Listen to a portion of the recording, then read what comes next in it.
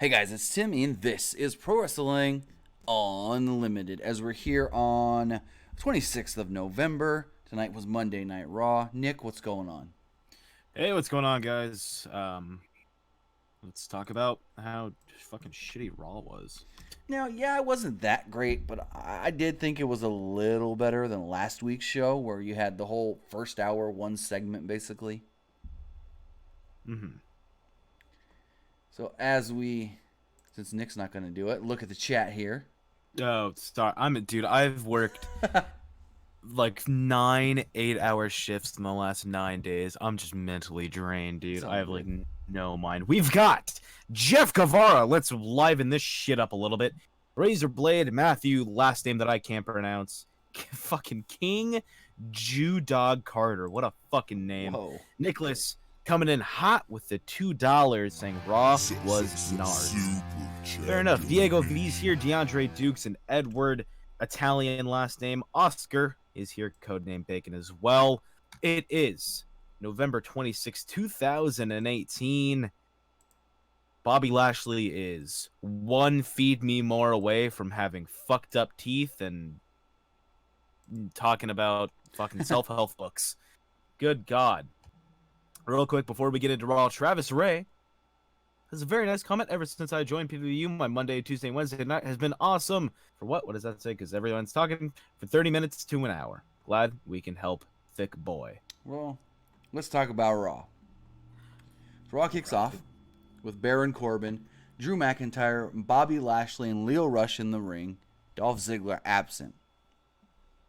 You know, you would think, well, where's Dolph? He's been linked with Drew McIntyre ever since he came to the main roster. They did the whole thing where he was with McIntyre and Corbin not last week, but the weeks prior. So it was just weird that we didn't get him here, but we got him later. We'll talk about all that. It's weird. So they're out there. Lashley's now wearing a leather vest, sunglasses, and his headband, of course. Corbin God, ripped on the crowd for. He looks so stupid. He does. At least He looks a mess. He just looks hey, a mess. at least he's man. not in a singlet like a Ryback or something. Oh, I wouldn't doubt that pretty soon they're going to throw it on him. So Corbin's ripping the crowd for stuffing their faces over Thanksgiving. He said guys like them don't do that because they took care of their bodies to maintain peak physical performance. Have you ever seen Corbin at peak physical performance? Yes, when he first came into NXT and he had like that weird third grader haircut and his stomach looked like the Pokemon Ditto, that was like peak Baron Corbin for me. So not like when he looked like a short-haired Bray Wyatt when he played football? No, even worse. Even fucking worse. So he said that McIntyre was thankful for the beating they gave to Braun Strowman last week. Corbin had to show a replay. Corbin said they maimed the monster. They showed a video of Strowman in Birmingham, Alabama. This was a horrible little promo by Braun Strowman. Oh God. He basically said, my elbow may be worse than initially thought. They're going to have to do surgery. This doctor's never had to work on an arm this big, so it's going to be difficult. But I'm going to come back better than ever. Like, really?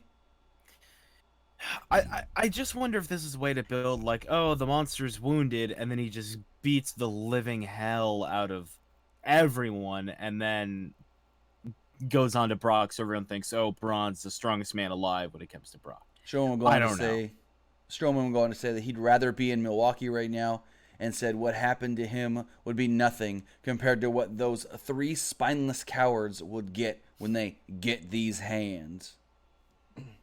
Corbin will then go on to state that at TLC, the match is still going to take place whether he thinks that Braun's going to show up or not, because if Braun doesn't show up, Braun forfeits, bingo, bango, he wins the match. Braun loses. He becomes general manager, so he says, I don't think Braun's going to show up. So, call me, what do you say? General manager elect Baron Corbin now. God, they're just coming up with nicknames up the ass. Oh, trust me, we'll talk about nicknames possible nicknames here in a little bit. What was it? The Almighty. Oh yeah, Bobby Lashley's new name is the Almighty Bobby Lashley. They said it 20 times tonight. Corey Graves loves it. The Almighty Bobby Lashley. So stupid, man. God. Anyway. So he advised everyone in the locker room to choose sides, but choose your sides wisely because histories are going to be made. The lights then go out. Many people on social media thought this was Bray Wyatt, but it wasn't. Lights come back and it's Elias. Really wish it would have been Bray Wyatt.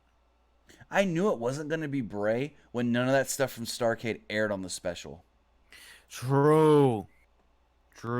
So, Elias shows up on the stage and you hear Renee Young yell, "Yes!" I was like, okay. Somebody's a little excited. Elias said that he was tired of hearing Corbin's voice. He said he said Drake Maverick would be a better general manager, even though he peed his pants.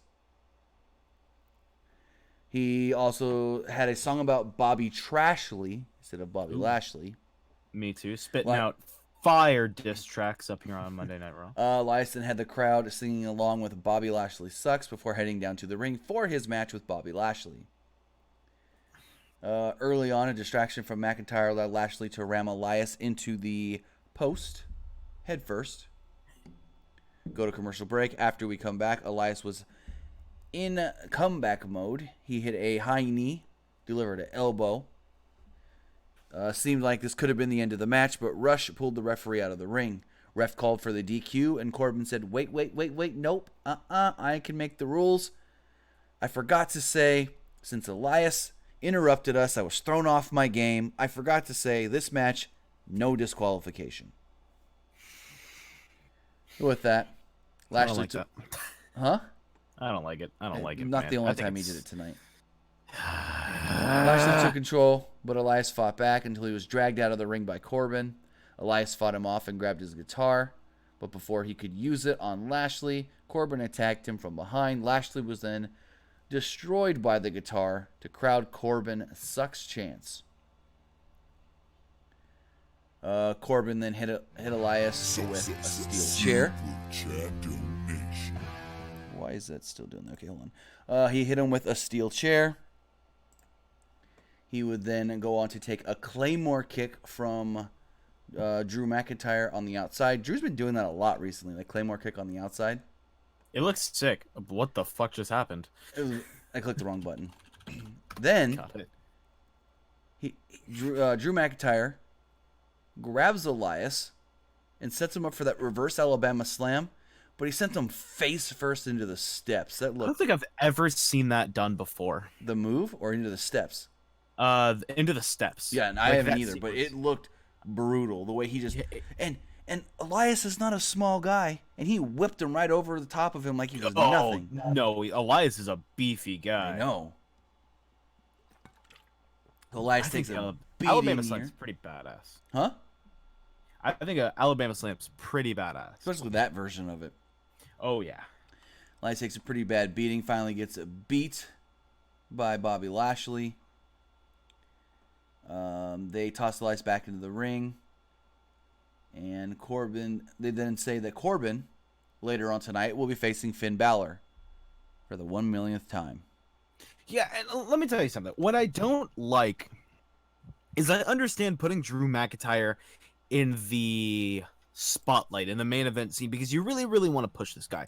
And maybe you want to push Lashley too. But when you're pushing the three of these guys, McIntyre, Lashley, and Corbin, it feels really clusterfucked. Yeah. It feels a mess because there's no substance to them. You know what I mean? Exactly. Think about Corporate Kane, Seth, J&J Security backing up Triple H and the Authority and Stephanie. Like it was a group, it was a congealed group, and it was all nice. This is just like three fucking guys thrown together, and one of them has a fucking vest and glasses. It's stupid. They have no traction.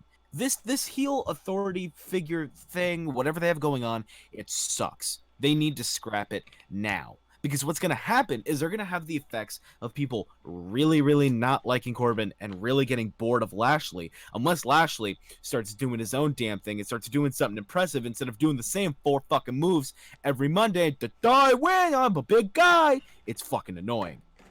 They Well, need to get McIntyre out of there. well, if you don't like the heel authority figure, they've got 2 of them now on Raw.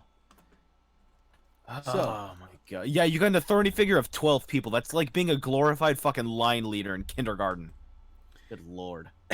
so Corbin goes backstage to fire a stagehand for presumably allowing Elias to interrupt them. Alexa Bliss then interrupts. She said that he made the right call, firing that man. She offered to help him. She said, if you need anything, come to me. I give you a hand. Corbin took her up on the offer, stating that he loved what she did at Survivor Series, leading her team to victory, gave her all the credit, and then stated, how about, I'm such a busy man, I can't deal with everything here on Raw, so I'm going to put you, Alexa Bliss, in charge of the entire women's division. Bliss All 12 women. Bliss accepted. They shook hands. And then Renee Young admonished this division, the decision, given that Bliss is still an active member of the division, is not a good move because, she's going to put herself in positions that can benefit her since she is an active member of the roster, or is she going to do the right thing and just give the right, the people who deserve the shots? And I don't know, but now here's the question. You mentioned that, and I think that's a very clear way to determine how quickly is she going to be coming back. I think that's a very clear way to determine that. You know what I mean? It's like, how are they going to book her being a GM? Is she going to be a bitch GM, or is she going to be like I want all 12 women, but only like the 6 of them that get used to have an opportunity? No, she's still going to be the mean girl. She did it later on in the segment with Bayley and Sasha, where she was making fun of people in the crowd, and then she had her heel buddies come and attack them. But here's the question. They can't just call her Alexa Bliss in charge of the women's division. They're going to have to give her a title, a nickname. You know what I mean? I almost said something kind of offensive. What? Nothing. Okay. Why would I say it if I already said it's going to be offensive and I stopped myself from saying it? Why would you be like, well, what? Anyways, I don't know. Maybe they call her... Oh, I couldn't even think right now what they would call her. But they're going to come up with some stupid name like... I don't know. Kevin. I wouldn't call her the general manager of the women's division because that's just kind of dumb. But, I mean, maybe call her like the executive in charge of the women of Raw or something. I don't know. They'll call her something. You're thinking way too into it, buddy. Knowing them, they're going to come up with something that's too long. You're like, man. First it was acting general manager Baron Corbin. Now he's general manager elect Baron Corbin. God, unless it's just assistant general manager Alexa Bliss. I could see that one. I don't know, man. I don't care. But they found a way because Alexa, as far as I know, she's not been cleared. They don't want to lose her off of TV because they love her mic work. So they're trying to figure out a way to keep Alexa going on TV, get her on there every single week, and I guess you got to make her some sort of an authority figure. So that's what they're going to do with Alexa going forward. Hopefully she can get cleared soon, but it's not looking good because she suffered like 3 concussions in the span of like a month and a half, 2 months. Yeah, that's not scary. Or not scary. That's very scary. Yeah, that is scary. So with that, moving forward, Ambrose. Well, no, first they showed a video from earlier today of Dean Ambrose in a doctor's office. Dean Ambrose was there saying he was getting checked up and everything. Ambrose said that he didn't plan on exposing himself to a dump like Milwaukee and worried about being around the fans during flu season. Ambrose had the doctor give him different shots for a bunch of different things. He also didn't want to show up in Houston next week without a rabies shot. Ooh. Haha, it's wacky and fun. And right. God, they just need to fight. So with that, Ambrose promised to be merciful at TLC and put Rollins out of his misery for good. What is this, Old Yeller? Yeah, I know, seriously. I'm going to take you out back. What's that? Roman's trapped in the well? Oh, Lord. Stupid. Corey Graves asked Renee Young about Ambrose. She responded with, you know, just as well as I do, that he's a complicated guy. It's hard trying to get things out of him. I live with the guy. I don't always know what he's thinking about. So sorry, I don't always have the answer for you guys. So here's my thing. Does she do her thing at home? And he sits in like the den in his recliner in the dark or something all day? It's not a recliner. It's just a wooden rocking chair from like 1952. He just sits there just screaming for like 4 hours, and then he just comes up and eats dinner. That's what I assume. Never mind. I could have just said something offensive there, so. Probably So, shouldn't say. we then get a 3-on-2 handicap match. Lucha House Party versus the Revival in a 2.5-minute match. Before the match, the Revival said that they were caught off guard last week when they heard the new Lucha House rules. They say Lucha House Party doesn't respect the rules of the tag team division, which, is there really any rules in this tag team division? Is there a tag team division? Oh, there is. So, they said that there's an etiquette, just like in golf, that needs to be followed. He said an occasional golf clap was acceptable, but not chanting lucha at the top of their lungs, which led to the quietest lucha chant ever. Yeah, literally. Let me tell you something. I'm gonna sum up this match for you guys.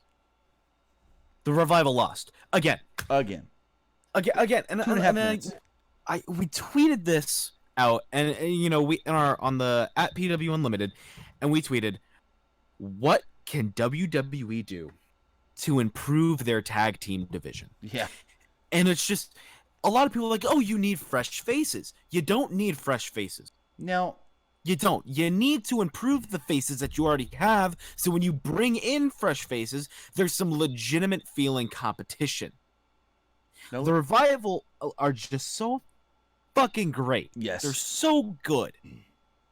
And being relegated to losing, like, this is a hat trick of losses to Lucha House Party. It's abysmal. well, you It's know why? unfair. Why? Vince has no faith in them anymore because they got called up to the main roster. They finished a couple dates in NXT, and Wilder broke his jaw. Wilder gets cleared. They're ready to return, and then Dawson gets hurt. But you look how they come back, and their wrestling style is still that same brute force. Yeah. Fuck, man. I don't know what they like. I don't know what the answer is for the Revival personally. I don't know what the answer is to get them back up. All Elite Wrestling. No, that's fucking stupid. Cody and the Bucks. That's so stupid. That's so stupid. What? Them going there. That's so stupid. Well, I mean, they probably be used a hell of a lot better, especially if Cody's that's got any kind of pull. That's extremely indicative of everything that, in theory and kayfabe, that they stand for. So, they played another video of Lars Sullivan saying coming soon. Michael Cole said that Sullivan is the most sought-after free agent in WWE history. I feel like they say this all the time when a guy gets a video package for like a month straight. That man's so sought after, and we want him here on Raw, but SmackDown wants him too, and this and that. And he said that Shane and Stephanie are now bidding over his services. Like, what? Really? I like the idea of like, I really, oh god, I like Ringside News trying to like get him fired. This is the funniest thing. I'm not even gonna bring that.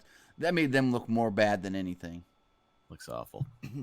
Dear God. I want to see a segment though where at like Royal Rumble, Stephanie and Shane are in the ring and they call out Lars Sullivan and they're both like giving him reasons why he needs to sign with one over the other, and then he just screams, goes, "Whoa, I want to fight."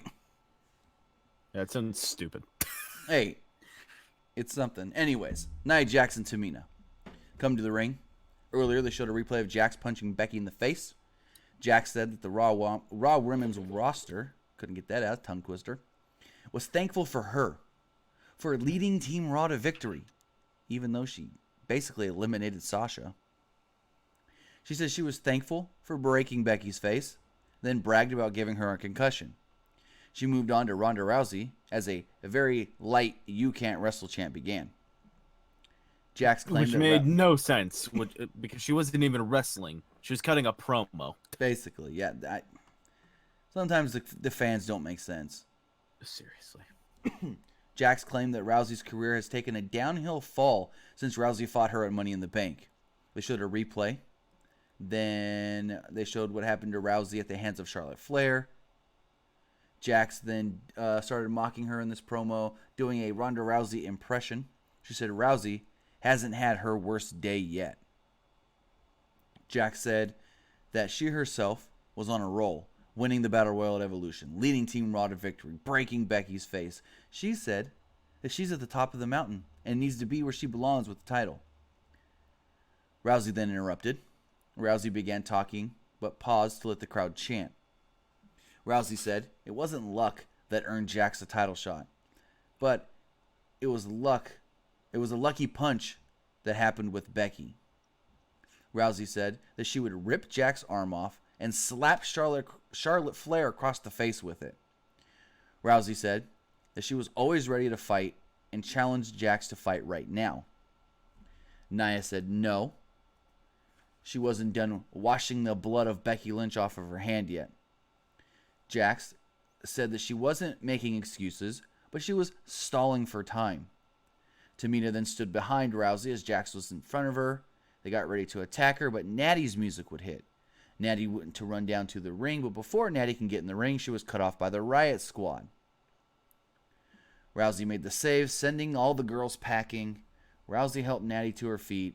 I didn't really like this. Like, where are they going? They're going to do 5-on-2? I don't know. I don't know. I don't know. I'm stressed. And then your thing is like they're gonna do 5-on-2 here, and then what are they gonna do with the other women? Would they just set up a 4-on-2? Like, Jesus Christ. So backstage, got Drake Maverick. He said the fans have never faced real fear. Like he did when he went face to face with the 7-foot giant Big Show. He said fear makes cowards out of everyone and wanted Chad Gable and Bobby Lashley to experience that tonight. Akam and Razor then added, laugh now, cry later. Can't wait for that to be on a shirt. Right? So, AOP defending the Raw Tag Team Championships in about an 8.5-minute match against Gable and Rude. As soon as the match started, Rude was distracted by Maverick, focusing on his robe at ringside. AOP took control. Later, Maverick would be seen leaving ringside with Bobby Roode's robe. Rude again distracted. After commercial break, AOP was in control of Gable. They cut to a shot of Maverick backstage posing in front of a mirror wearing the robe. Now, when you say, what can you do to help the Raw or just the Raw Tag Team division in general? Not this. You don't have this dumb, stupid comedy gimmick crap in the middle of this championship match.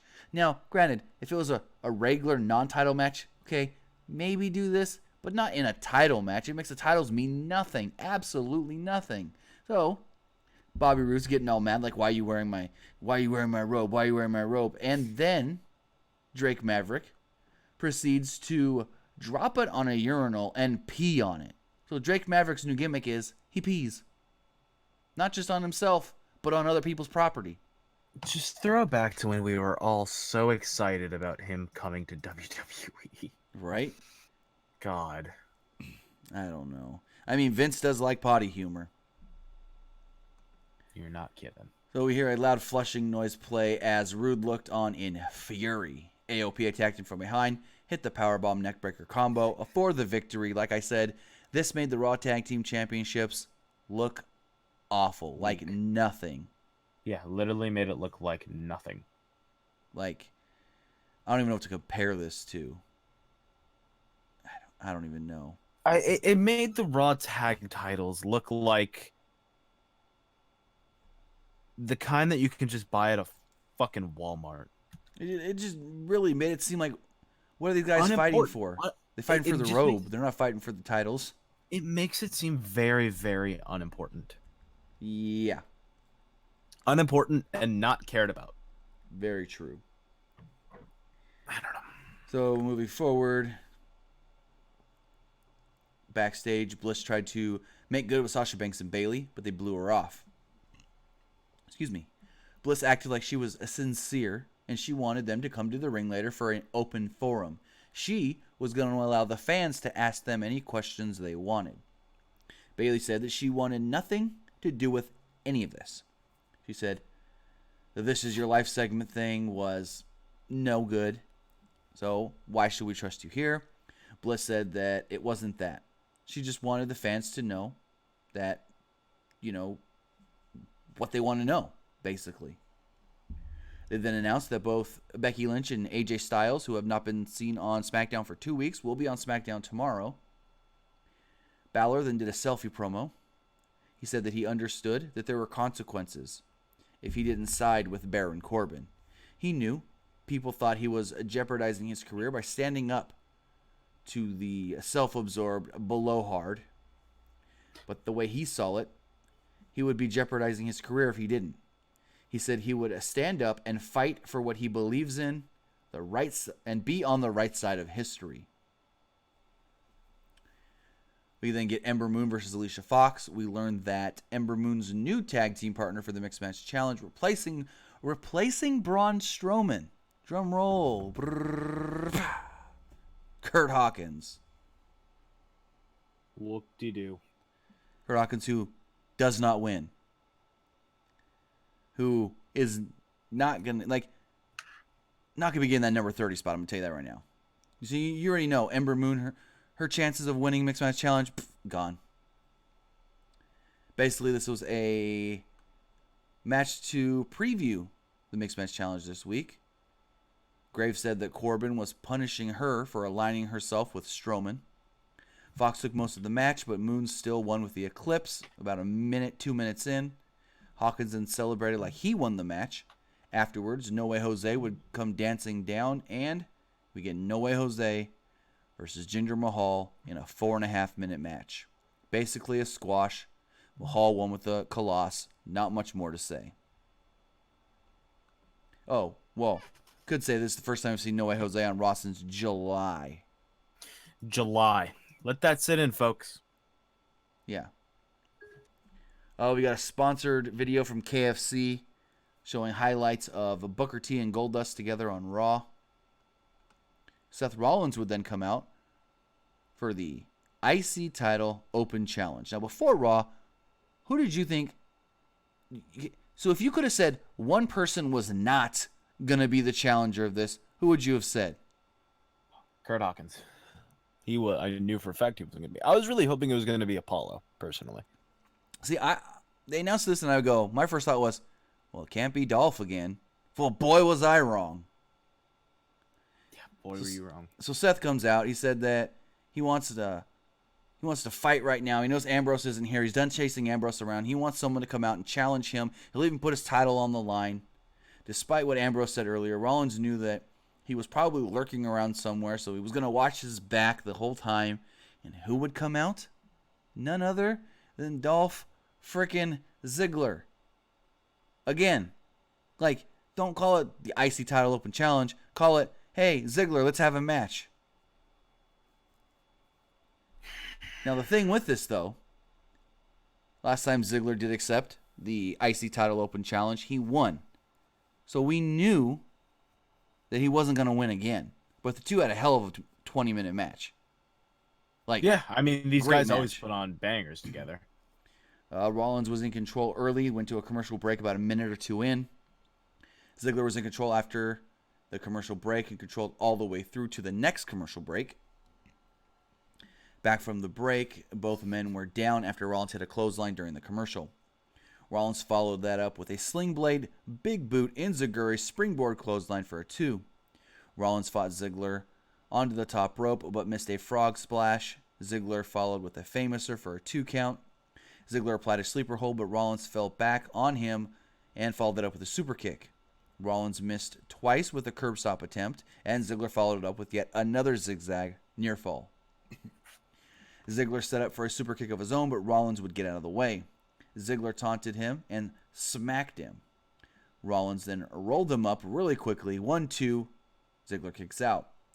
Ziggler then followed that up immediately with a nice-looking spike DDT. But then he would go to the top rope instead of trying to make the cover. This would allow Rollins enough time to climb to the top rope as well and hit his new favorite move, the superplex, into the Falcon Arrow. He would go for the pin here. 1, 2, 3. Seth Rollins retains. Rollins celebrates by swinging the title around. I loved the match. Great match. These two are, I can't say always, but usually really good in the ring together. Reliable in the ring. Yeah. So, Alexa Bliss comes down. And she's acting all sincere, all babyface-like. She's like, okay, we're going to do something here. I'm now in charge of the women's division, and we're going to have an open forum. I'm going to let any of you at ringside ask Sasha and Bayley a question. Charlie Caruso is here with a microphone, and I will pick somebody. So Sasha and Bayley come down. They're making jokes and stuff as they come down. And Bliss is looking. She looks at one guy, or she looks at somebody, and she goes, I know your question's going to be, I don't even have to ask. Yes, I'm better looking in person than I am on TV. She then looks at another guy, who she's like, why do you just have a blank stare on your face? So the camera's turned to him, and he's literally just got a blank stare on his face. She's like, yeah, I'm not gonna let you ask a question. So then she goes to this girl at ringside, jumping up and down wearing a Ronda Rousey t-shirt. So she goes, oh, well, you obviously want to ask a question, so let's have you ask a question. So Charlie Caruso goes over to her, and her question is, what would either of you guys do to change the women's division on Raw? And Bayley goes, honestly, I really wouldn't change anything. And Alexa's like, really, really good answer there, Bayley. Sasha, what do you have to say? And Sasha goes, well, I do have one thing. I'd ship your little butt back to SmackDown, talking to Alexa Bliss. Bliss then wondered if she didn't really want Bayley. She said instead, maybe you want Bayley to be shipped back to SmackDown because Bayley's been holding you down. She said, Sasha, you're a former Raw Women's Champion. You were all the way up at the top, and now you're all the way down here in a tag team with Bayley, who's holding you down. And so she's like, well, what do you think about that? And then before Sasha could say anything, she cuts her off again and goes, also, Sasha, you never let Bayley talk for herself, do you? And so Bayley and Sasha kind of joke for a second. And she was like, well, Bayley goes, well, you just asked her the question, not me. But how about I got an idea? And Bayley goes, how about we ship you back to hell since that's where you came from? Kind of a rough line, wasn't it? Corey Graves goes, what a third grade comeback that was. Jesus. So they're sitting there laughing at Alexa Bliss. And then all of a sudden, Mickie James, Alicia Fox, and Dana Brooke jump them from behind. Yes, Dana Brooke, who just this past Saturday was a babyface at Starrcade on the WWE Network. Bayley and Banks fought them off as Bliss left up the ramp. Another poor segment. Very boring segment. Yeah. So let me go to the main event. Baron Corbin versus Finn Balor. Now, as the match is getting started, Corey Graves kept saying over and over, Corbin told me this is going to be a singles match. It's one-on-one. There's not going to be anything. It's just mano-y-mano and this and that. And so Finn comes out. Corbin comes out by himself. He goes, see, I told you guys, one-on-one. Corbin's a man of his word. He's going to take on Finn by himself. So, less than 40 seconds in the match, Corbin had Balor down and in his headlock. Like a headlock arm lock combination. Balor slipped out and hit a dropkick, chop, and a stomp. Balor followed this with a kick to the face, sending Corbin out of the ring as they went to a commercial. After the break, Corbin was in control, sending Balor into the barricade. I think he did it like 2 or 3 times.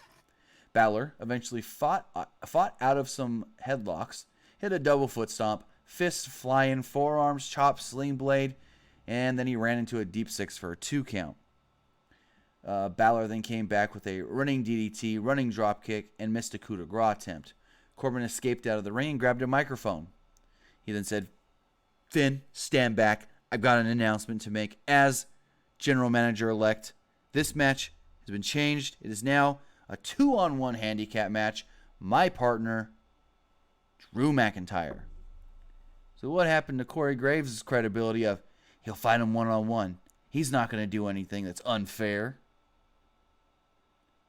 So McIntyre comes out. Balor wiped him out with a dive. He then gave Corbin a running dropkick into the barricade.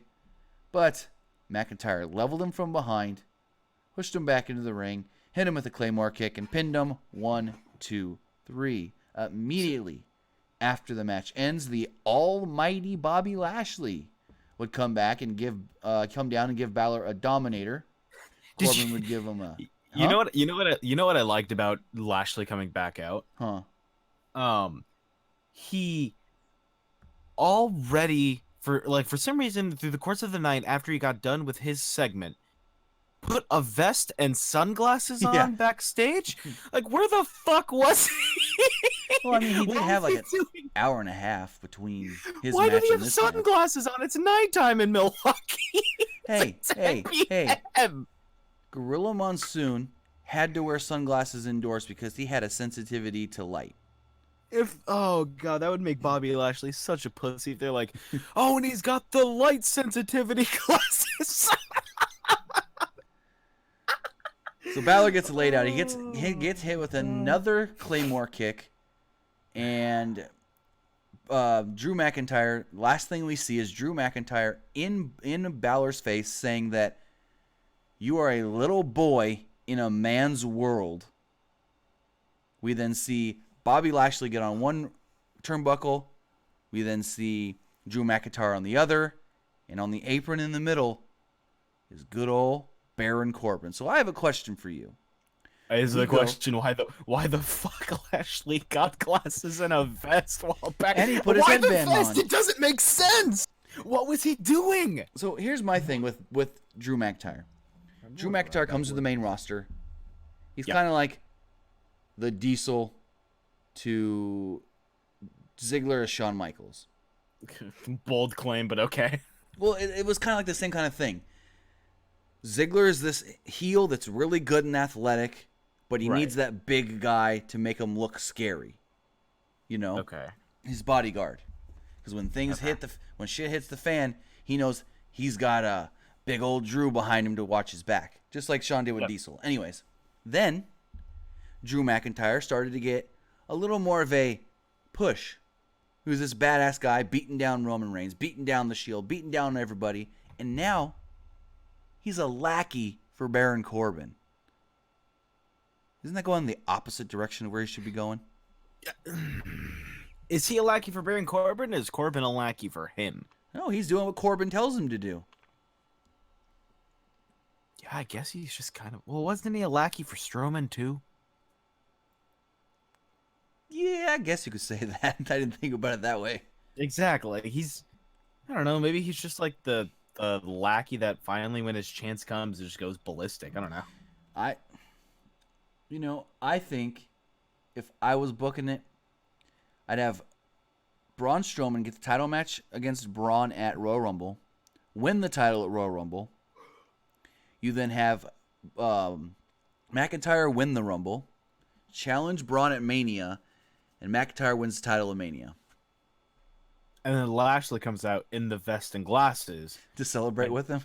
and just beats him up. No, just beats him up with the glasses. In the reflection of his glasses. It's a great camera Here's shot. my It's like thing. You're getting on Lashley for glasses. Leo Rush has been wearing glasses every week. But he comes out with them, and it's established that he is wearing them. Lashley came out, cut a promo, had No, Lashley had him as soon as Raw opened up. He was standing in the ring with Corbin at the beginning of Raw wearing his vest and glasses. But he took them off. Well, yeah, he had to have a match. He had the match. He then went back and thought, fuck it, and put it back on! Why? Because that's part of his ring gear. What if that harnesses power? What if the power of Lashley is in that vest? Hey. And when that vest is off, he is just uncontrollably strong. It's like WWE video game. You're either in full entrance attire or ring gear. You can't go in the middle, buddy. It's when you're too lazy to like change your wrestlers from like entrance and ring attire, so he just wears the same thing. Right? Ladies and gentlemen, that was Monday Night Raw, for better or for worse. I've been Nick. You can follow me on Twitter at PW_Armstrong. Follow us on Twitter at PWUnlimited. Facebook/Pro Wrestling ULTD. Here on YouTube, check out our friends over at Fightful, Fightful.com. With Twitter at Fightful Online. Tim, where can I find you? Find me basically everywhere at Timmy Buddy. Is PS4 ever planning on changing that? They said that they will. It's Okay. in the works. They're trying to figure it out. I can tell you what they said.